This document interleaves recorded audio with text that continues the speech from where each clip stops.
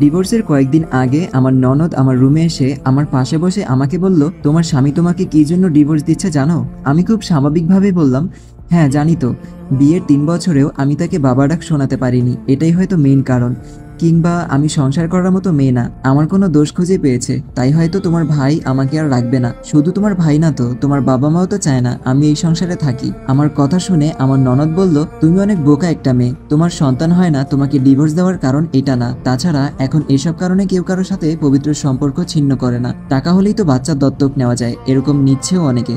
এতে করে তো আল্লাহ খুশি হয়, একটা গরিব ঘরের বাচ্চা আরামায়েশে বড় হবে। আর আমি যতদূর জানি সন্তান না হওয়ার জন্য বেশিরভাগ ক্ষেত্রে স্বামীরা দায়ী, কিন্তু আমাদের পুরুষ শাসিত সমাজে এই দোষটা মেয়েদের ঘাড়ে চাপানো হয়। তোমার স্বামী অন্য কোনো কারণে তোমাকে ডিভোর্স দিচ্ছে, বাবা মায়ের কথা বাদ দাও, তারা যেখানে টাকার জন্য আমাকেই বয়স্ক পাত্রের কাছে বিয়ে দিতে চায়, সেখানে তুমি তো অনেক দূরের। তুমি এই বাড়িতে আসার পর থেকেই সবকিছু মুখ বুঝে সহ্য করেছো, কিন্তু যাওয়ার আগে এভাবে সহ্য করো না। আমার ভাই মানুষটা মোটেও ভালো না, তার কাছে মেয়েদের শরীরটাই আগে। তাকে আমি ছোট থেকেই চিনি, তার জন্য আমি আমার কোনো বান্ধবীকেও বাসায় আনার সাহস পেতাম না। তোমার স্বামী হয়তো অন্য কোনো মেয়ের প্রতি আসক্ত হতে পারে, সেটা তোমার কোনো আপনজন। তুমি এত সহজে হার মেনে নিলে ওরা তোমাকে এইভাবে মিথ্যা অপবাদ দিয়ে তাড়িয়ে দেবে। নাদিয়া কথাগুলো বলে চলে গেল। এই বাড়িতে একটা মানুষই আমাকে কখনো ছোট করে কথা বলে না, আর সবাই আমাকে কাজের মেয়ে ভেবেই একের পর একটা কাজের অনুমতি দিয়ে যেত।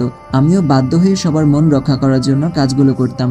আমি চাইতাম সবার প্রিয় পাত্র হতে, সবার ভালোবাসার মানুষ হতে, কিন্তু আমি পারিনি। কিছু কিছু মানুষের যতই কাছে যাওয়ার চেষ্টা করি না কেন, সেই মানুষগুলো যদি নিজ থেকে একটু কাছে আসতে না চায়, তাহলে কখনোই তাদের কাছে যাওয়া যায় না।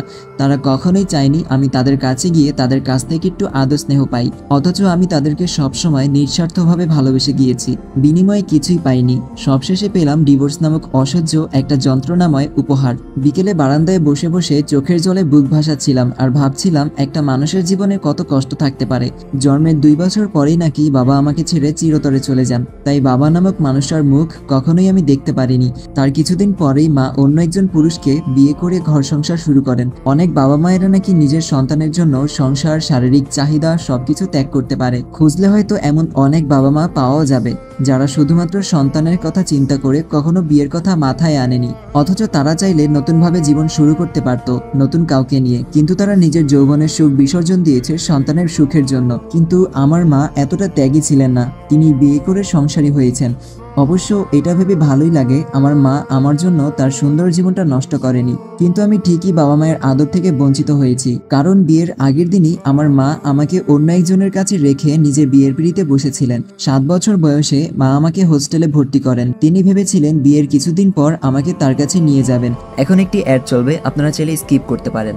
ক্রিকেক্স বাংলাদেশ ও ভারতের জন্য একটি জনপ্রিয় ও নিরাপদ গেমিং অ্যাপ। এখন ক্রিকেক্সে গেম খেলুন আর উপভোগ করুন দারুণ সব রিওয়ার্ড। জিলি গেমসে 100 ফ্রি স্পেন, জন্মদিনে পাচ্ছেন 1000 বোনাস একদম ফ্রি, প্রতি রেফারে 300 ফ্রি বোনাস, সাপ্তাহিক স্লট বোনাস 22,500 টাকা পর্যন্ত, স্পোর্টস ডিপোজিট বোনাস প্রতিদিন 7,000 টাকা পর্যন্ত, মাসিক রেফার বোনাস 3,77,777 টাকা পর্যন্ত, প্রতি সপ্তাহে আইফোন 16 প্রো জেতার সুযোগ। নিরাপদ লেনদেন বাংলাদেশে বিকাশ, নগদ, রকেট উপায়, সবকিছু সহজ ও ঝামেলা মুক্ত।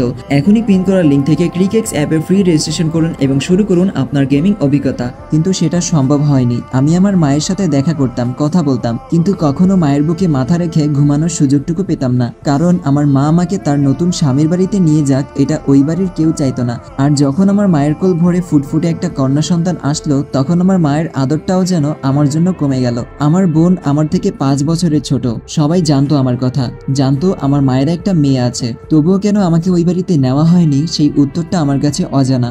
বারান্দা থেকে নিচের দিকে চোখ যেতেই দেখলাম আমার স্বামী আবির একটা মেয়ের সাথে বাসায় ঢুকেছে।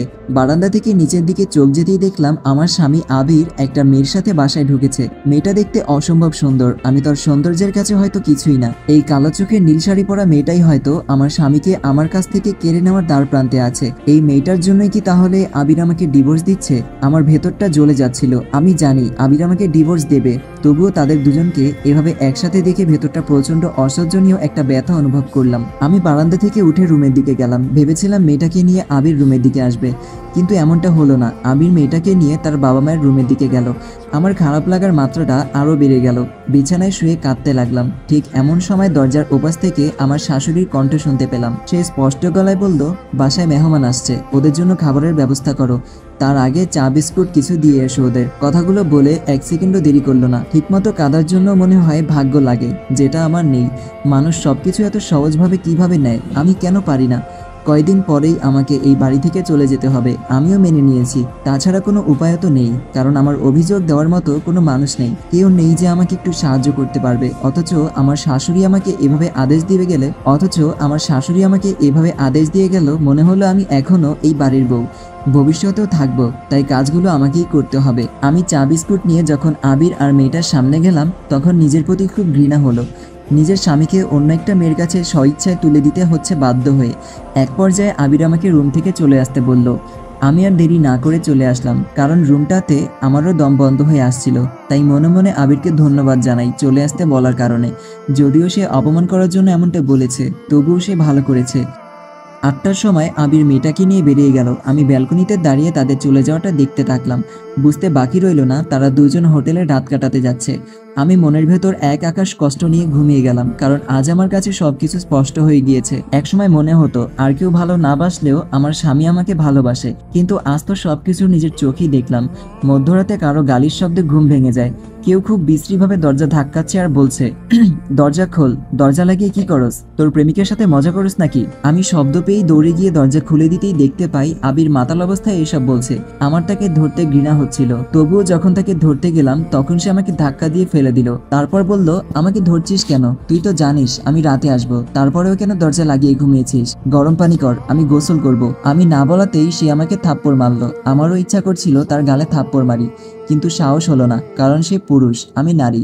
তার সাথে শক্তিতে পেরে উঠবো না। পরে নিজের অনিচ্ছা সত্ত্বেও বাধ্য হয়ে রাত 1টার সময় পানি গরম দেই। সেই পানিতে আমার স্বামী তার নোংরা দেহটা ধুয়ে ফেলে। কিছুদিন পরের কথা, রাত 10টা বাজে। আমি অনেক চেষ্টা করেছি সব কষ্ট সহ্য করে বেঁচে থাকার, কিন্তু পারিনি। আমার মনে হয়েছে আমার বেঁচে থাকার মেয়াদ ফুরিয়ে গিয়েছে। তাই মৃত্যুটাকে বেছে নেওয়াটাই আমার জন্য একমাত্র শান্তির পথ। মৃত্যুর আগে আবিরের মুখটা একবার দেখতে চেয়েছিলাম, কিন্তু সে বাসায় ফেরেনি। খুব কম সময়ের জন্য হলেও এই একজন মানুষই আমাকে ভালোবেসেছিল। তাই খারাপ হলেও শেষবারের মতো তাকে দেখার খুব ইচ্ছা ছিল, কিন্তু সেটা হলো না। সে হয়তো ওই মেয়েটার সাথে মজা মস্তিতে ব্যস্ত, তাই এখনো বাসায় আসেনি। আমি বাড়ি থেকে বের হয়ে রেল লাইনের পাশে গিয়ে দাঁড়িয়ে আছি, অপেক্ষায় আছি কখন ট্রেন আসবে। ট্রেন আসা মাত্রই নিজের মাথাটা এগিয়ে দিব চলন্ত ট্রেনের দিকে। নিমিষেই মুহূর্তের মধ্যে এই সুন্দর পৃথিবী থেকে একটা জলজ্যান্ত আত্মার সমাপ্তি হবে। অনেকক্ষণ দাঁড়িয়ে থাকার পর হঠাৎ করে দেখতে পেলাম দুজন মেয়ে আর একটা ছেলে বস্তায় করে কি যেন একটা রেল লাইনে ফেলে যাচ্ছে। কিছুটা এগিয়ে গিয়ে বুঝতে পারলাম তারা একজন মানুষকে হাত পা বেঁধে রেল লাইনে ফেলে যাচ্ছে।